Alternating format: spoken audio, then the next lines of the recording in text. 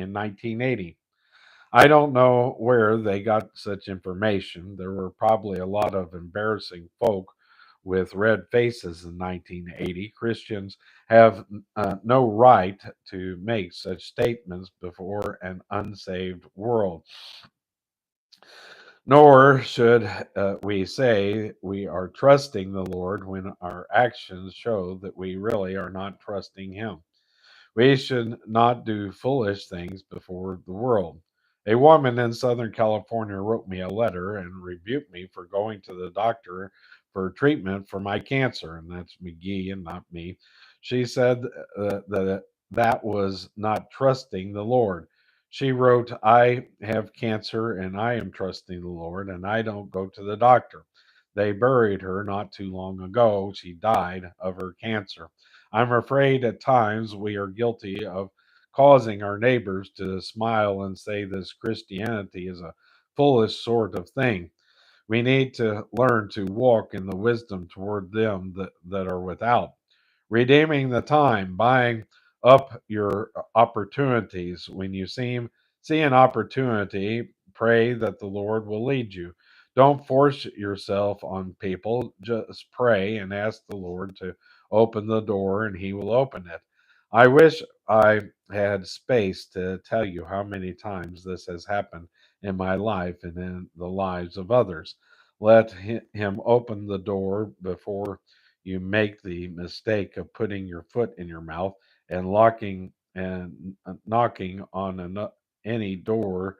Then I knocked on many doors when I was a pastor and often stepped in and put my foot in my mouth, the very first thing. Since then, I have learned to do a lot more praying before I walk in.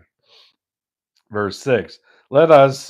Let your speech be always with grace, seasoned with salt, that ye may know how ye ought to answer every man. That's Colossians chapter 4 and verse 6. Some people think this verse says, let your speech be salt, and they really sting you with their little sarcastic remarks. But what it says is always with grace, seasoned with salt. A child of God should have a conversation that deters evil. I should withhold evil rather than promote it. I think it also means that a Christian should not be boring. We should be enthusiastic, that ye may know how ye ought to answer every man. This next section is entitled Fellowship of Believers is Hearty. We come now to a remarkable list of names of people whom Paul knew. They are men and women who lived back there in the first century. They walked down the Roman road, lived in Roman cities, and were under Roman rule. They were in the midst of paganism, but they were God's children. Many of these people lived in Ephesus. When I was in Ephesus, that's McGee and not me, I climbed up in the theater there, and from that height, I would look down that great marble boulevard. I would call the Harbor Boulevard because it leads right down to where the harbor was in that day.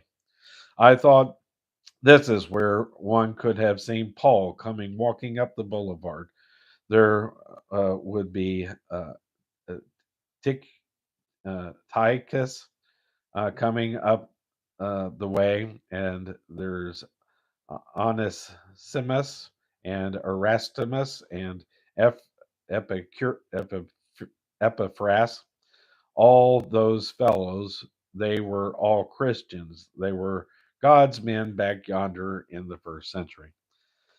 The interesting thing is that Paul had never been to Rome, nor had he been to Colossae. Yet he gives a list of people that he knew, and many of them are from those two cities. This reveals that Paul had led many people to Christ who returned home to cities that uh, that he was never able to reach directly or personally. His ministry was tremendous, a far-reaching ministry.